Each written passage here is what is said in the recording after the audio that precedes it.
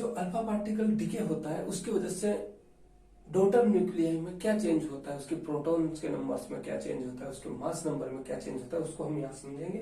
तो alpha particle जब decay हो रहा है तो इसका मतलब अल्फा को हम कैसे रिप्रेजेंट करते हैं, हीलियम 2 and 4। ओके, कैसे रिप्रेजेंट करते हैं, हीलियम 2 and 4। यहाँ पे कार्बन में जो 6 रिप्रेजेंट करता है वो प्रोटॉन को नंबर्स को रिप्रेजेंट करता है, 12 रिप्रेजेंट करता है उसके मास नंबर को रिप्रेजेंट करता है। तो अल्फा पार्टिकल डिके होने से जो मास नंबर है उस मास नंबर में कितना डिक्रीमेंट हुआ उस मास नंबर में, तो इधर हमारा जो डॉटर न्यूक्लियाई बनेगा, इस डॉटर न्यूक्लियाई में जो मास नंबर है वो कितना होगा 8, क्योंकि 12 माइनस 4 तो ये कितना होगा 8, 6 माइनस 2 तो ये कितना होगा 4। जब अल्फा पार्टिकल डिके हो रहा है तो 4, देखो पेरेंट न्यूक्लियाई हमारा ये है, ये हमारा क्या है, पेरेंट न्यूक्लियाई है, ये डॉटर न्यूक्लियाई है।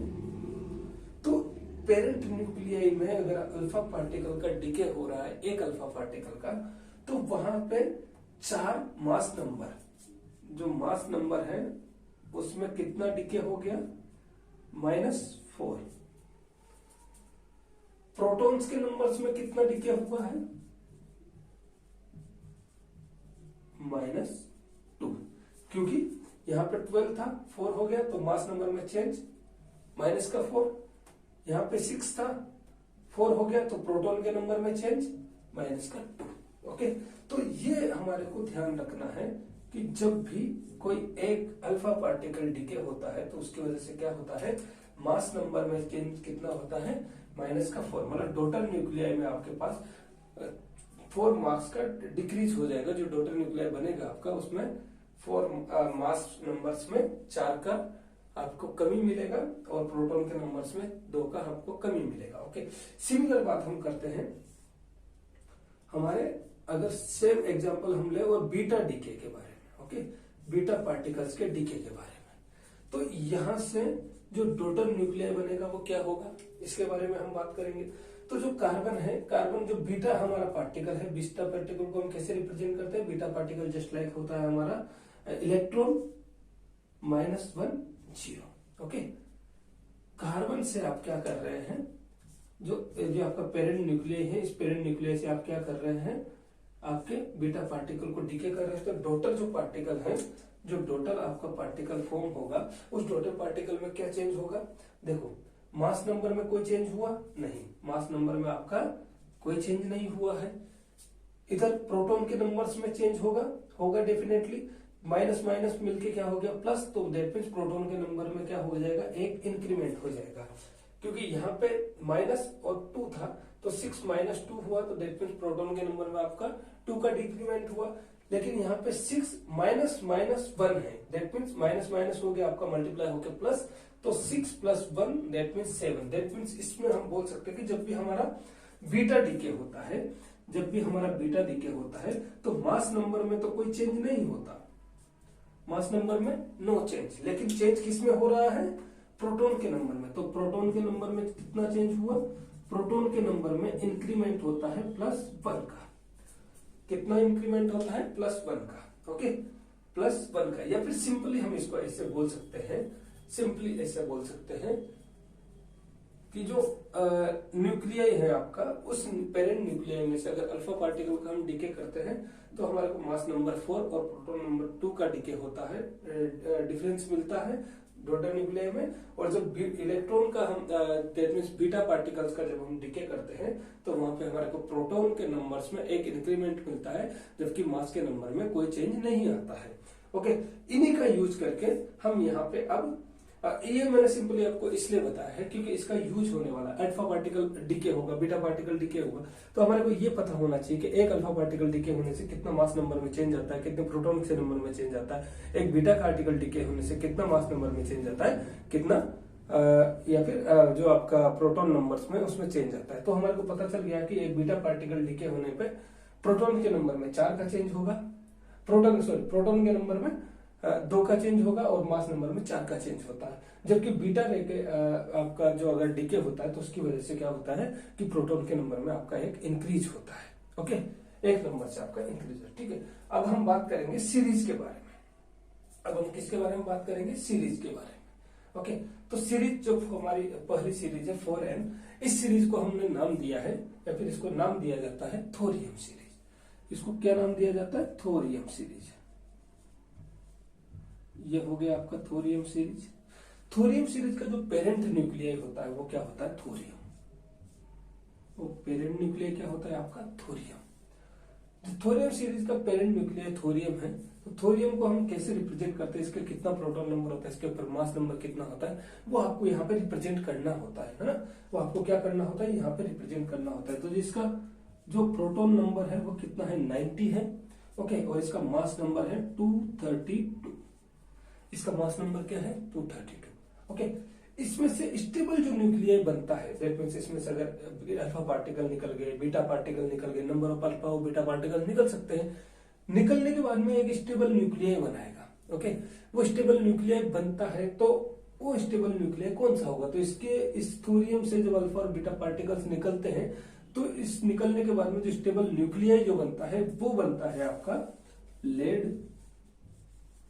ओके, लेड 82 और 208। ओके, 208 ये आपका स्टेबल न्यूक्लियाई बनता है। मतलब थोरियम का डिसइंटीग्रेशन होने के बाद में इसके स्टेबल फॉर्म कौन सी मिलेगी आपको? लेड 82 208। ओके, ये आपके स्टेबल न्यूक्लियाई मिलेगा। दैट मींस ये आपका डॉटर न्यूक्लियाई बना। इस पेरेंट न्यूक्लियाई से डॉटर न्यूक्लियाई बनने के बीच में कितने अल्फा पार्टिकल्स आपके एमिट हुए हैं, कितने बीटा पार्टिकल्स आपके एमिट हुए हैं, उसकी कैलकुलेशन अब हमारे को सिंपल सी यहाँ पे करनी है। देखो 232 से जो मास नंबर है 232 था, यहां से 208 पे हम पहुंच गए हैं। दैट मीन्स मास नंबर में आपका कितना डिफरेंस क्रिएट हुआ है, कितना डिक्रीज हुआ है? ये मास आपका डिक्रीज हुआ है 24। ओके, 24 क्वांटिटी में आपका मास डिक्रीज हो गया है। तो ये 24 कब डिक्रीज हुआ होगा? जब आपका 6 अल्फा पार्टिकल रिमूव हुआ होगा। 6 अल्फा पार्टिकल रिमूव हुआ होगा, तब जाके आपका 24 मास वो डिक्रीज होता है। तो 6 अल्फा पार्टिकल हमने यहाँ पे लिख दिया है कि 6 अल्फा पार्टिकल हमारा रिमूव हुआ है, तो उस वजह से हमारा जो मास है वो बैलेंस हो गया है। लेकिन एक अल्फा पार्टिकल रिमूव होने से आपका जो प्रोटॉन्स के नंबर्स है उनमें डिफरेंस कितना होता है? 2 का डिफरेंस होता है। 2 नंबर्स में वो डिक्रीज होते हैं। 6 अल्फा पार्टिकल निकलने पे डिक्रीज कितना होना चाहिए था? 12 alpha particle. 12 alpha particle decrease होना चाहिए था। यहाँ पे कितना डिक्रीज हो रहा है? यहाँ पे हम देख पा रहे हैं कि 90 से 82। दैट मीन्स यहाँ पे हमारा 8 जो प्रोटॉन नंबर्स है वही डिक्रीज हुए। दैट मीन्स अभी भी 4 प्रोटॉन नंबर्स हैं वो मिसिंग है। दैट मीन्स हम बोल सकते हैं कि जो बीटा पार्टिकल है, डेफिनेटली 4 बीटा पार्टिकल आपका एमिट हुआ होगा। वो 4 बीटा पार्टिकल क्यों एमिट हुआ होगा? क्योंकि वो एक बीटा पार्टिकल जब एमिट होता है तो वो आपके प्रोटॉन्स के नंबर्स में एक का इंक्रीमेंट करके जाता है। ओके, एक का इंक्रीमेंट करके जाता है। तो 4 बीटा पार्टिकल अगर आपका एमिट हुआ है, इसका मतलब है कि आपका 4 जो प्रोटॉन्स के नंबर्स हैं डॉटर न्यूक्लियाई में उनको इंक्रीज कर दिया गया है। इसलिए डिफरेंस आपका कितना बचा है? 8 का डिफरेंस बचा है। इसका मतलब हो गया 4 बीटा पार्टिकल्स आपका एमिट हुआ है। तो यह हो गई है आपकी थोरियम सीरीज, जिसको हम बोलते हैं 4n series. Okay, 4n series को बोलते हैं थोरियम सीरीज। थोरियम सीरीज का पेरेंट न्यूक्लियाई आपका थोरियम 90 232, स्टेबल न्यूक्लियाई आपका लेड 82 208। 6 अल्फा पार्टिकल यहाँ पे डिके हुए हैं, 4 बीटा पार्टिकल यहाँ पे डिके हुए हैं। Similarly 4n+1 series, 4n+1 series को हम बोलते हैं आपका neptunium series. Neptunium series. Okay, neptunium series का जो पेरेंट न्यूक्लियाई होता है वो आता है आपका नेपच्यूनियम। नेपच्यूनियम सीरीज का जो पेरेंट न्यूक्लियाई होता है वो कौन सा होता है? आपका नेपच्यूनियम होता है। नेपच्यूनियम 93 237। नेपच्यूनियम 93 237। ओके, ये आपका पेरेंट न्यूक्लियाई होता है। इसके बाद में जो इसमें से अल्फा और बीटा पार्टिकल्स का डिके होता है, उसके बाद में जो इसके स्टेबल न्यूक्लियाई बनता है वो स्टेबल न्यूक्लियाई कौन सा बनता है? बिस्मिथ। ओके, 83 209। Okay, bismuth 83 209। जब ये आपका स्टेबल पेरेंट न्यूक्लियाई हो गया, ये आपका स्टेबल न्यूक्लियाई हो गया, तो पेरेंट न्यूक्लियाई से स्टेबल न्यूक्लियाई बनने के दौरान कितने अल्फा पार्टिकल और कितने बीटा पार्टिकल्स का डिके हुआ है, एमिट हुए हैं, तो उसको हम देख लेते हैं 37 से 209, 37 से 209 दैट मीन्स आपके पास 28 का डिक्रीज हुआ है इन मास नंबर में। 28 का डिक्रीज कब होता है? जब 7 अल्फा पार्टिकल आपका डिके हुआ होगा। 7 अल्फा पार्टिकल डिके होने से आपके प्रोटॉन्स के नंबर में कितना इंक्रीमेंट होता है, कितना डिक्रीज होता है? 14 का डिक्रीज होता है, जबकि यहाँ पे कितना हो रहा है 93 to 83, दैट मीन्स 10 का डिक्रीज हो रहा है। इसका मतलब 4 बीटा पार्टिकल्स भी आपका साथ के साथ में क्या हुआ होगा? एमिट हुआ होगा। ओके, 7 अल्फा पार्टिकल्स और 4 beta particles. Okay, 7 alpha particles की वजह से जो मास नंबर है उसमें कितना डिक्रीमेंट होगा? 28 का।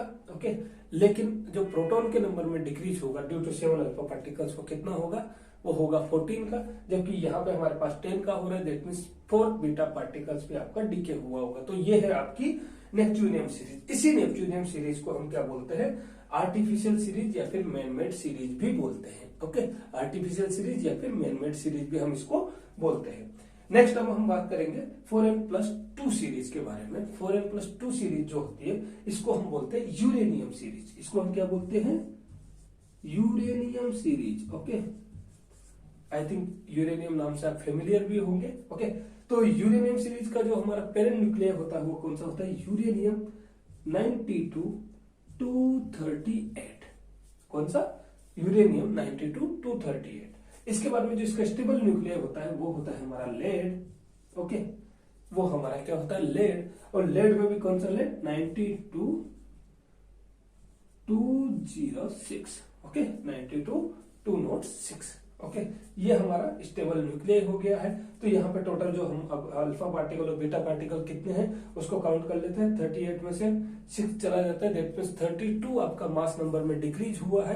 तो 32 मास नंबर कितने अल्फा पार्टिकल्स जब हम रिमूव करेंगे तो मिलेगा हमारे को? तो हमारे को पता है कि 8 अल्फा पार्टिकल्स हमारे को रिमूव करने पड़ेंगे।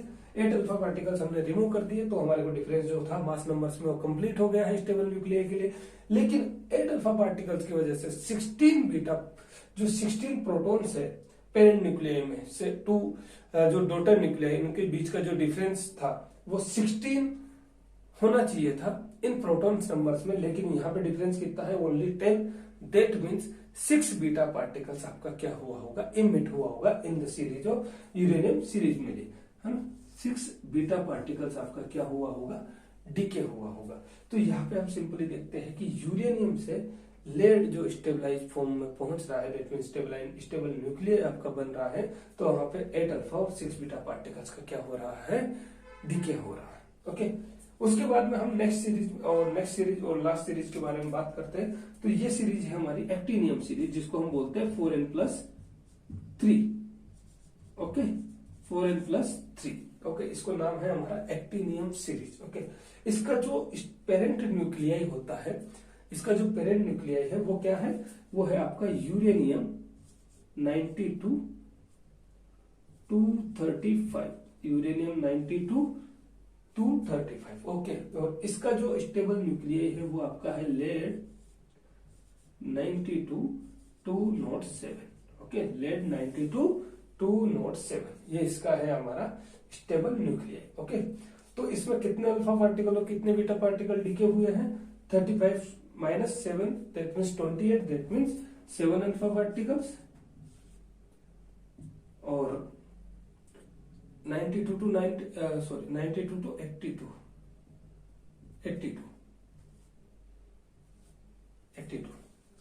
92 से 82, दैट मींस 10 अल्फा पार्टिकल्स, और इधर 14 का होना चाहिए, दैट मींस 4 बीटा पार्टिकल्स का आपको डिके हुआ है। तो ये आपकी टोटल रेडियोएक्टिव डिसइंटीग्रेशन सीरीज है। नंबर ऑफ जो एग्जाम्स है आपका कॉम्पिटिटिव एग्जाम्स में आपसे न्यूक्लियर केमिस्ट्री से अगर क्वेश्चंस पूछे जाते हैं तो डेफिनेटली डिसइंटीग्रेशन सीरीज का भी बहुत बड़ा चांस रहता है कि यहाँ से फ्रीक्वेंटली वो क्वेश्चंस पूछ लेते हैं, और क्वेश्चंस आपको डायरेक्टली मिलते हैं कि आपका मान लो थोरियम सीरीज आपको दे दिया गया है तो इसका पेरेंट न्यूक्लियर क्या होगा, इसका स्टेबल न्यूक्लियर क्या होगा। ओके, इस टाइप से आपसे क्वेश्चंस पूछ लिए जाते हैं। कोई दूसरी सीरीज दे दी गई, जैसे नेपच्यूनियम सीरीज के बारे में आपसे पूछ लिया जाता है, तो नेपच्यूनियम सीरीज कौन सी है, इसका स्टेबल न्यूक्लियर पेरेंट न्यूक्लियर क्या है, और इसका जो सीरीज है वो किससे बिलोंग करती है? 4n से बिलोंग करती है या फिर 4n1 से बिलोंग करती है, 4n2 से, 4n3 से। तो ये बहुत इंपॉर्टेंट सीरीज है एक, जब भी आप कोई कॉम्पिटिटिव एग्जाम के लिए प्रिपेयर कर रहे हैं। ओके, जहाँ पे केमिस्ट्री आपका one of the major subject है। तो रेडियो एक्टिव डिसइंटीग्रेशन सीरीज के बारे में हमने आज बात किया है। इसमें हमने टोटल में आपको ब्रीफ कर देता हूँ कि इस सीरीज को हम 4 सीरीज में डिवाइड करते थे। इस जो टेबल है, इस टेबल को 4n series, 4n+1, 4n+2 and 4n+3। Okay, यहाँ पे 4n को हम थोरियम नाम देते हैं, 4n+1 जो सीरीज है उसको नेप्ट्यूनियम, 4n+2 को यूरेनियम और 4n+3 को एक्टिनियम। उसके बाद में इनके स्टेबल और पेरेंट न्यूक्लियाई हैं। उसके बाद में कितने अल्फा और कितने बीटा पार्टिकल्स आपके डीके हुए हैं। एक अल्फा पार्टिकल डीके होने से आपको कितना मास नंबर और कितना प्रोटॉन नंबर में चेंज मिलता है। ओके, डॉटर न्यूक्लियर में। और एक इलेक्ट्रॉन आपका अगर रिमूव होता है या फिर एक बीटा पार्टिकल आपका रिमूव होता है तो उसकी वजह से कितना चेंज आता है प्रोटॉन्स के नंबर में। ये मैंने आपको यहाँ पे ब्रीफली थोड़ा सा एक आइडिया दिया है कि आप इसको इस टाइप से कैलकुलेट कर सकते हैं। इससे रिलेटेड जो क्वेश्चंस आपको आए होंगे एग्जाम्स में, उन क्वेश्चंस को हम नेक्स्ट वाले वीडियो में डिस्कस करने वाले हैं। ओके, तो न्यूक्लियर केमिस्ट्री से रिलेटेड हम ये वीडियो सीरीज एक स्टार्ट कर रहे हैं। तो इसमें ये पहला वीडियो है। इसके बाद में कंटिन्यूस में आपको वीडियो मिलते रहेंगे। मोस्ट प्रोबेबली 3 to 4 लेक्चर्स में हम न्यूक्लियर केमिस्ट्री को कंप्लीट कर देंगे, ताकि कोई भी क्वेश्चन आपका किसी भी कॉम्पिटिटिव एग्जाम में बाहर ना निकले। So thank you very much for जो आपने इसको सपोर्ट किया। Okay, thank you very much.